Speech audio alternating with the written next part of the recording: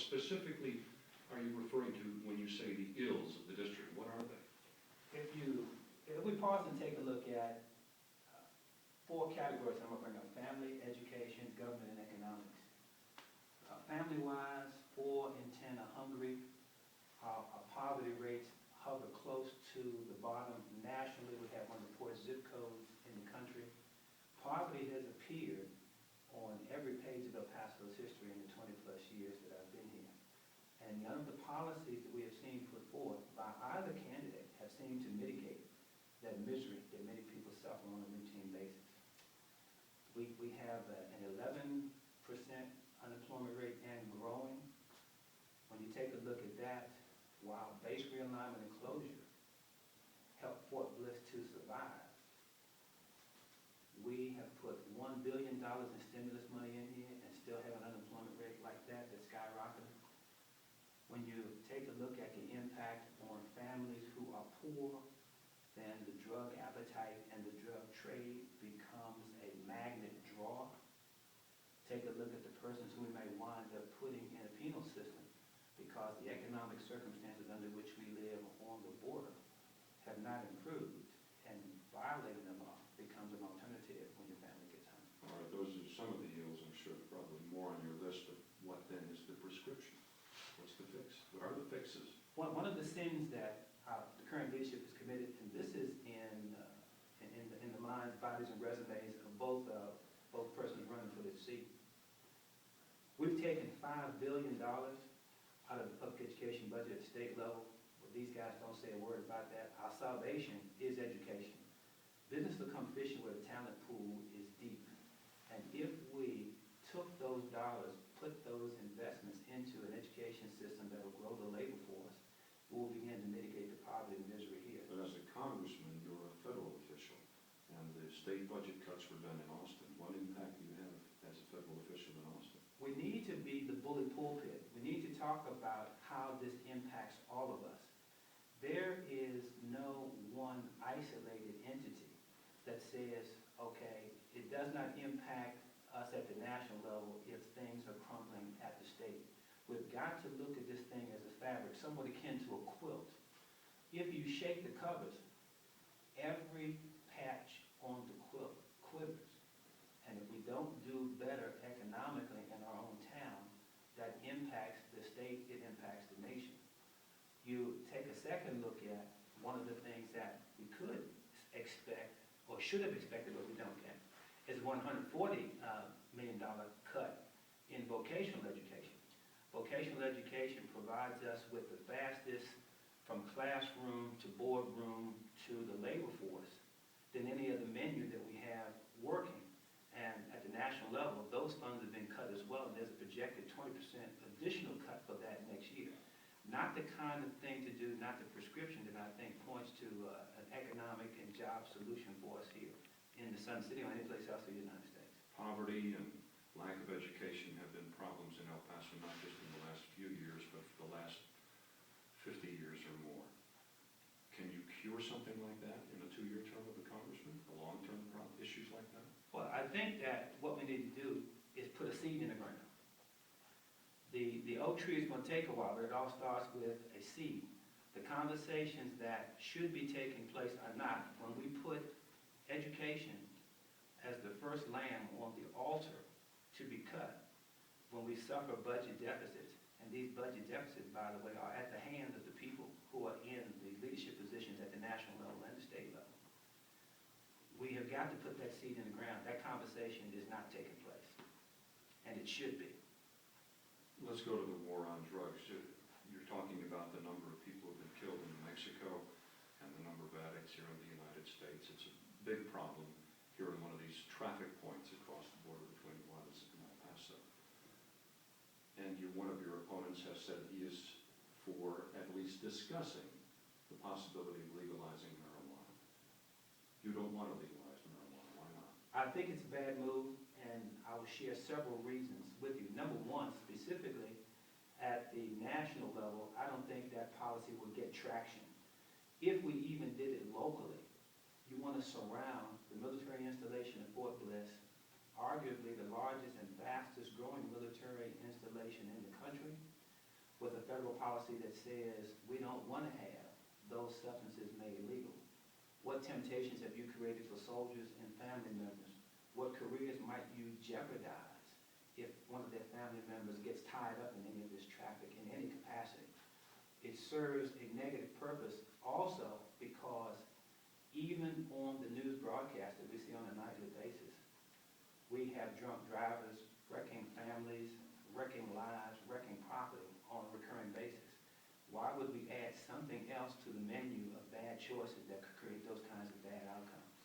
So if you look at force readiness and its negative impact on that, the potential for careers being ruined, one of the things that was being looked at back in 2006, 2007 was relocating the Sergeant Major Academy from here to Fort Leavenworth, Kansas. What keeps the economic ship afloat in El Paso is the presence of the United States military. If we put legalization in the minds and legalize drugs in the hands of the inhabitants here, I can see the tent pole being pulled out of the tent and the Sergeant's Major Academy heading out of here and going to Fort Leavenworth. And I do believe as well that other persons who might be looking at Fort Bliss as a potential will say, guess what, we're not going there. I don't want to subject my family to that. If legalization isn't the answer to the drug problem, what is the solution to the problem of drug terrorism, drug trafficking, drug addiction? Well, it's easier to fight a war on drugs if you're not arming the drug dealers. If you take a look at policies that have been put forth by 2 consecutive administrations saying that if we put a GPS tracking device, as an example, on a cache of weapons and follow those into Mexico, that we might be able to track down the source of the problem. 9 out of 10 weapons that are used in the drug fight come from the United States. And we have some 500 gun stores within 100 miles of the Texas-Mexico border. We have got to be more strict on access to the weapons that are here and tighten the border in terms of those weapons and their ability to find their way into the hands of Mexican drug lords. Does this include extending the border fence?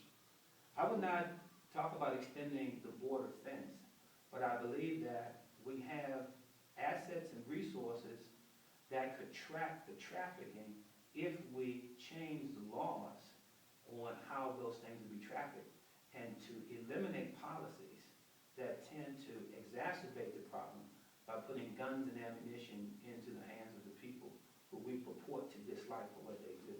Another thing we need to talk about, with the 100,000 plus addicts that we already have here, our jail cells are number 2 in the nation. California out-jails us, so to speak. I believe that this country, I believe this community, this state, is better than making incarceration a growth industry and a growth enterprise.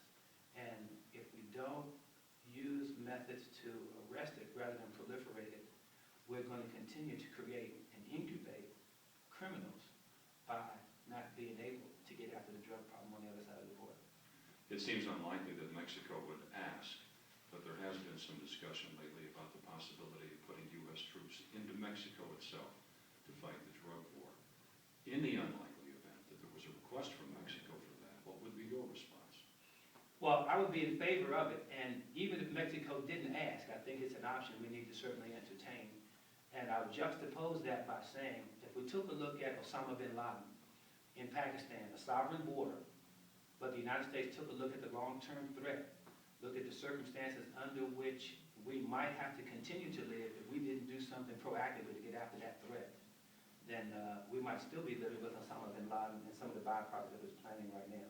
If we can sail across an ocean with a fleet to go into a place like Libya, if we can sail across an ocean to go into Uganda and other places in Central Africa, all in the name and for the sake of humanitarianism, we can surely go across the river and get after a problem that deals with and affects families on both sides of the Texas-Mexico border. We are impacted, family-wise, on this side of the border for every death and every burial that takes place on the other side. But that raises an issue that many people have commented on, that we may be too involved overseas, abroad already. You mentioned the 2 wars, the commitment now to Uganda. The President recently announced he wants to put Marines into Australia. establish more of our presence, more of a U.S. presence in the Pacific Rim area? Isn't Mexico just another on a long list of overcommitments by the United States abroad?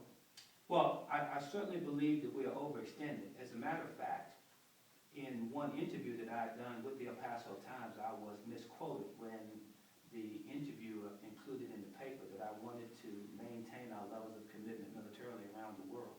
I think we need to do a better job of prioritizing, though, Gary. I think that when Libya and the other countries that were part of the successes of what we call the Arab Spring had gone in without the help of the United States and were successful in turning around their governments and countries, that we could have taken a second and longer look at the $333,000 a minute that we were spending to support Libya.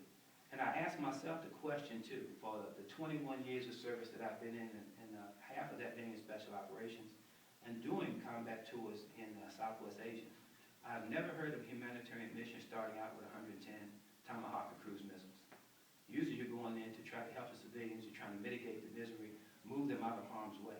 You don't launch a humanitarian initiative with Tomahawk and cruise missiles.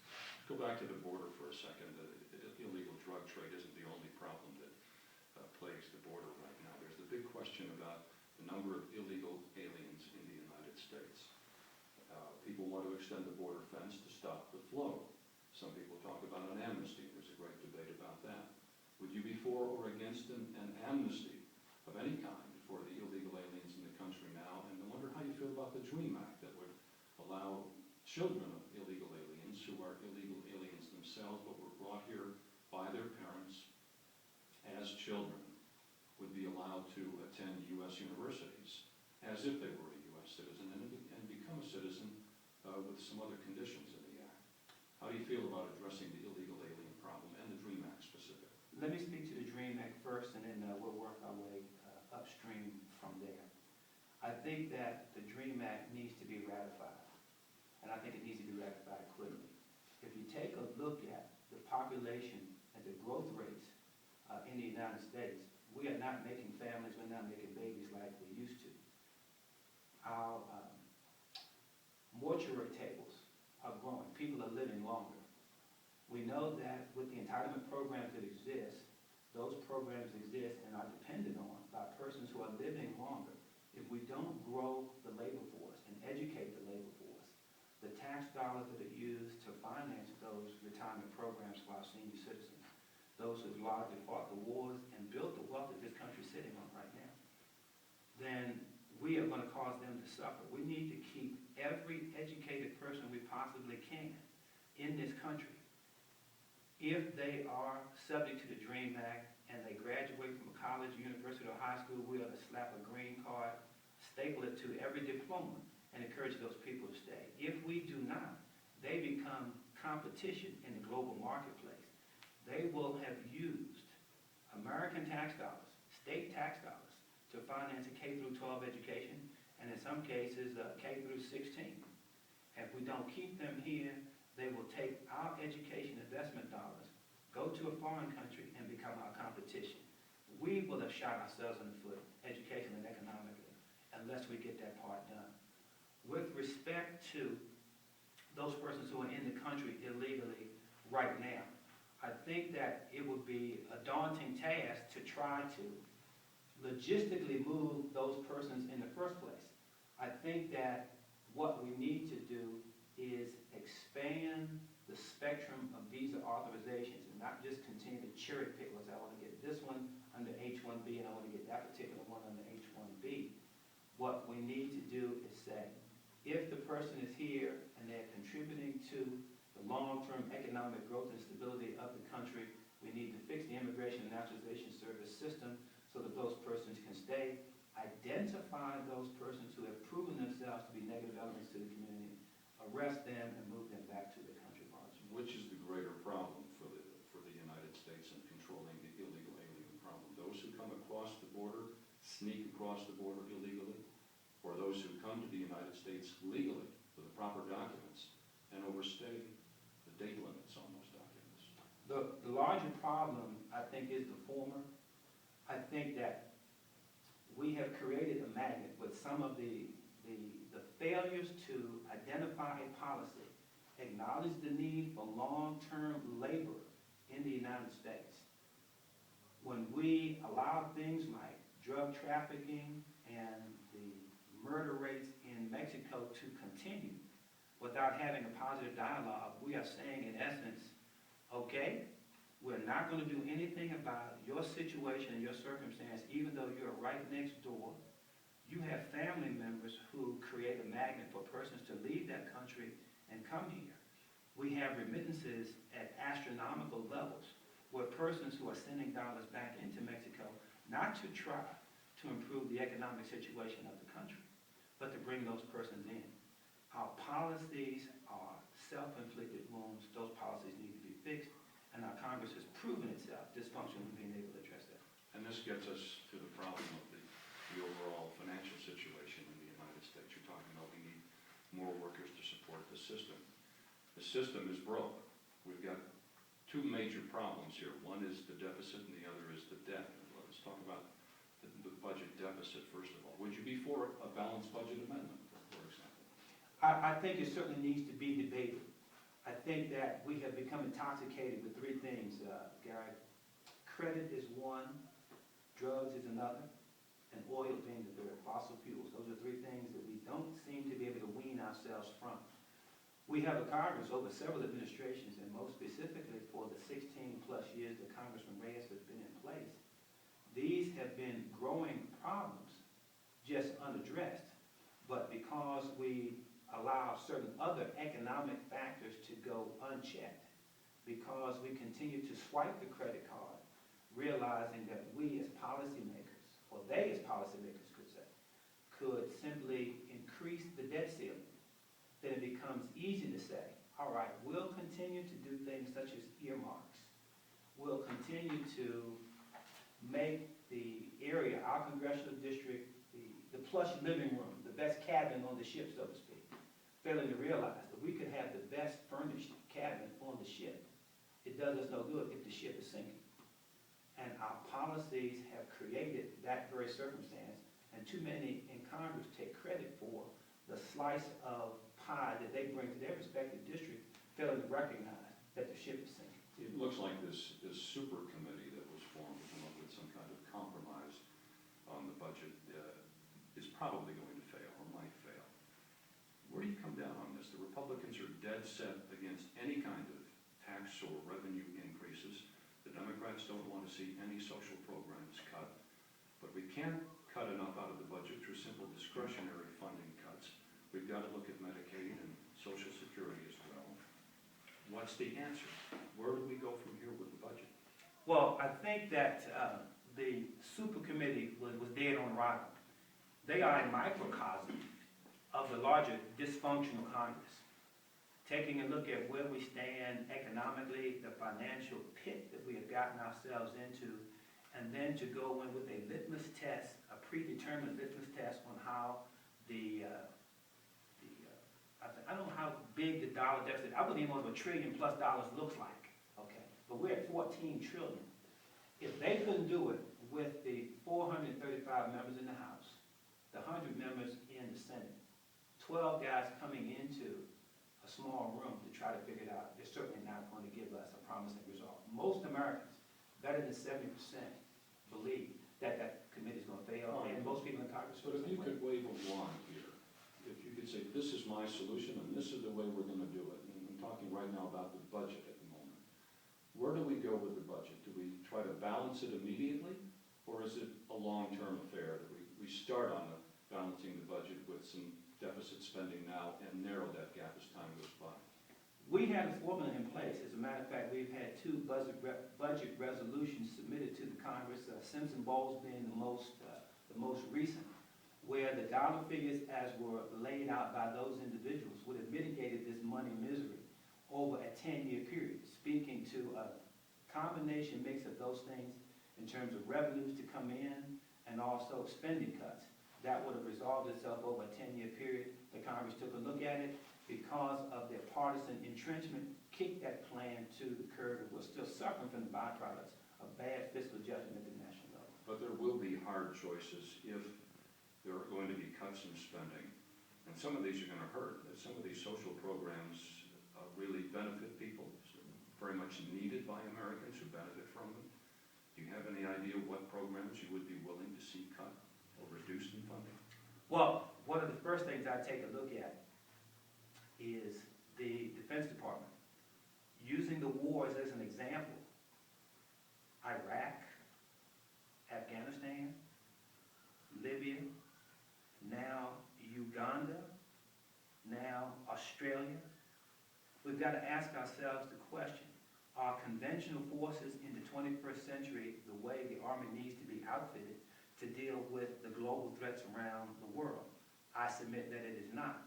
Having served for 21 years, having been a special operations officer for a number of those years as well, the wave of the future is going to be in special operations, not in conventional forces. You won't see set-piece battles anyplace else on the planet unless China, who is growing and growing more militarily, modernizing themselves on the dividends that they're getting, the interest payments that are coming from the United States debt.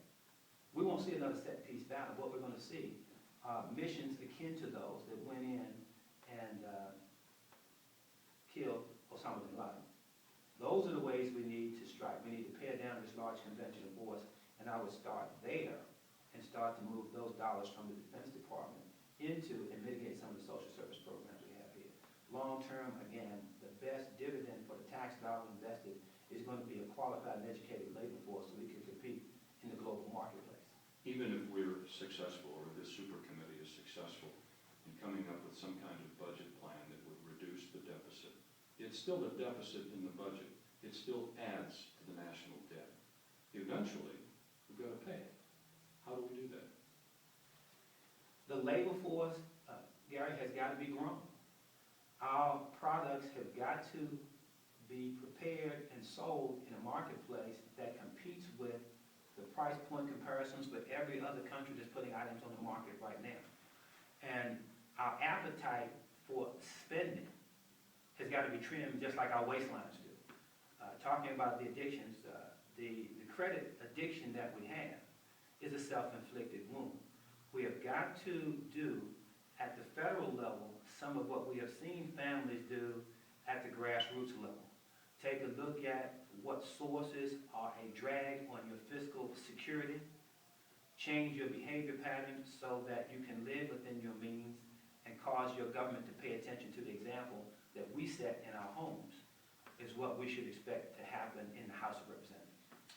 To keep Medicare and Social Security solvent, would you be willing to look at things like increasing Medicare premiums, perhaps increasing the full retirement age for Social Security, perhaps raising the income level that's subject to Social Security withholdings? Any of those things, would you be willing to look at those? Oh, absolutely. And I go back to the Simpson-Bowles recommendation. The recipe for the solution, Gary, is in there. And without being able to talk point for point, detail for detail, any economist who went through and went page by page and paragraph by paragraph would see the roadmap for fiscal solvency within a decade. And that was kicked to the curb, and I say it's because it's fiscal mismanagement and a dysfunctional Congress that is looking for ways to preserve their jobs instead of trying to create and preserve the jobs of the people who put them in office. You mentioned a while ago our dependence on foreign oil. Right now there's a debate about building a pipeline from tar sands of Canada all the way down to Texas to a refinery here. There are no easy answers to getting off our dependence on foreign oil if it means building a pipeline that covers the country completely from north to south. These are hard choices to make with environmental issues to be considered. How do we get ourselves off this dependence for foreign oil? Well, going back to Simpson-Bowles again, those are recommendations that were included in how we can begin to wean ourselves from that habit. From the environmental standpoint, I believe the state of Nebraska had the largest concern about the track of this pipeline coming out of Canada into Texas. We need to be sensitive to the economic circumstance that we find ourselves in, as well as the environmental circumstances that we find ourselves in, and pay attention to the people who have to live with the problem. The second thing I would bring up is, and I'm trying to recall the last time a refinery was built in the United States. It was double-digit years ago, and I think the first digit is 3. If we are going to stay in the posture that we're going to be in right now, with that current dependence on oil, if we could refine it and not have that expense so large because we have so few refineries in the United States, we could begin to mitigate that problem as well. Probably part of the concern about this pipeline certainly is environmental, with the memory of the BP oil spill in the Gulf of Mexico so fresh in everyone's memory. We run risks at every turn in this. If we want to become self-dependent on oil by drilling in our own backyard, there may be a cost to be paid. And we see that cost in the BP oil spill. Do you think the government needs to do more to intelligently regulate offshore drilling? The short answer to that question is yes, and the longer portion of that, of my response is, had the regulations been followed on the offshore drilling site, had the inspections and the standards been upheld, had the federal agencies who had oversight responsibility done their jobs and toed the line, and not become friends to the people who would expect that we will allow you to cut a corner here and cut a corner there, we would have never had that problem. Some of these, again, are self-inflicted wounds, and they are occurring at the national level by people who seem to be more focused on their own preservation rather than those of the constituents who they purport to represent. One of the largest sins that I see is that for the policies that are made at the national level, the parents of those policies are our legislative representatives, but they don't have to live with the children. The children are the policies that you and I and other Americans in El Pasoans have to live with. Now, you talk about a retirement plan, persons coming out of Congress, 1 term, 2 terms possibly, coming out at 70, 80% of their salary with that little bit of time.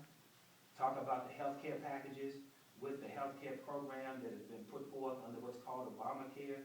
Our persons at the national level who make the kind of dollars that our congressmen make are not concerned about having to pay those kinds of premiums because while they're there, they have a built-in set of premiums that don't cause them any concern. And salary at somewhere north of $174,000, $175,000 a year, I think they'll take care of themselves. But they don't have to live with the products that they produce. We do. The Supreme Court has agreed to hear the case of Obama's health care program, and specifically the requirement that all Americans buy health insurance or pay a fine if they don't.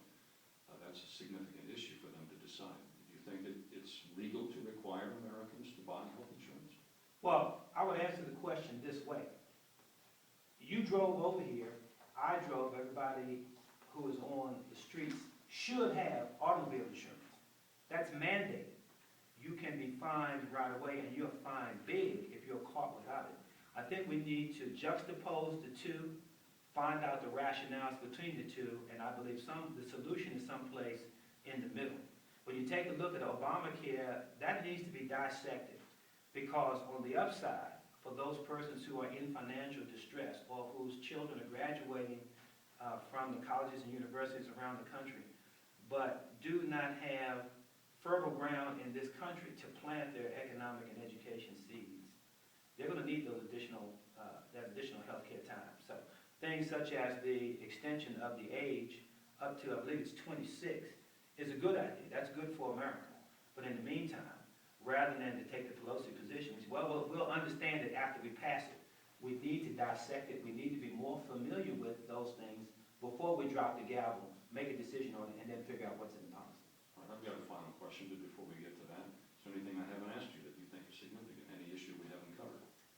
I think that if we look at the 4 basic pillars that sustain any society, it's going to be your family, education, government, and economics. I submit that the long-term growth and salvation of this community and this country is in the classroom right now. We have got to be sure that any decision that we make in terms of fiscal management, becoming austere in our spending, should never leave education on the altar of sacrifice. that is our way out. The first rung on the stairwell or the ladder out of the hole that we're in is education. And we don't need policies at the national level to saw a hole or saw a line through the very first step. And we have seen that with the $140 billion taken out for vocational education. We've seen it at the $5 billion at the state level. And though those are state provisions, we have an education department that is imposing standards at the state level, but only making a pittance of a contribution to the education process. Do we need a cabinet-level Department of Education in the federal government? The short answer for me is no. I think that where the lion's share of the responsibility lies is in the 10th Amendment and the states being able to make those kinds of decisions. I think that too many hands in the pot spoil the broth. Even if we look at the 9 districts that are in the 16th congressional district, 6 of those 9 have failed federal standards. Even the president had asked, let's take a look at this thing called No Child Left Behind to see what the pluses and negatives are of it. The Congress had that in its inbox for 16 months, did nothing. The president had to come out recently with an executive order to mitigate that policy. Congress is asleep at the switch, and we're all suffering from the byproducts of that collective neglect. There are all kinds of special interests vying for the attention of individuals who are elected to Congress, the House of Representatives, and the Senate. There are literally dozens of caucuses in the U.S. House of Representatives, dozens of them, but 3 in particular interest me. There is a Congressional Border Caucus. There is a Congressional Hispanic Caucus. There is a Congressional Black Caucus. Now, if you're elected to represent the 16th Congressional District, you'll be a black man representing a primarily Hispanic district, more than 70%, on the border. Do you plan to join any of those caucuses or forego that? The short answer is yes. And I plan to be in every huddle where anybody will allow me. And I'm going to extend a bit of the metaphor. I'm a school teacher right now. I train soldiers over a 20-year period. I have fought with soldiers that I have trained, and I am a trainer right now. If I can educate a portion, that 80% of the Hispanic population here, parents must trust the fact that I know what I'm doing, and I get that celebrated routinely. Specifically, when we've had education problems, I have been sought after to go after and deal with those. I am a facilitator, having been able to mitigate circumstances from divergent points of view. The development director of the Greater El Paso Chamber of Commerce brought me in, black man, former soldier, to come in, and businesses grew. The best year the Greater El Paso Chamber of Commerce had at its 100-year point was my middle year at the Greater El Paso Chamber of Commerce. If you pause and think about the microcosm called the 16th Congressional District and consider the other candidates, the best cross-section of this community is sitting across the table from you right now. Soldier. Look at the size of Fort Bliss and the growing military community that we have here. Retiree. Same set of demographics. Forward deployed soldier. Those persons are represented here.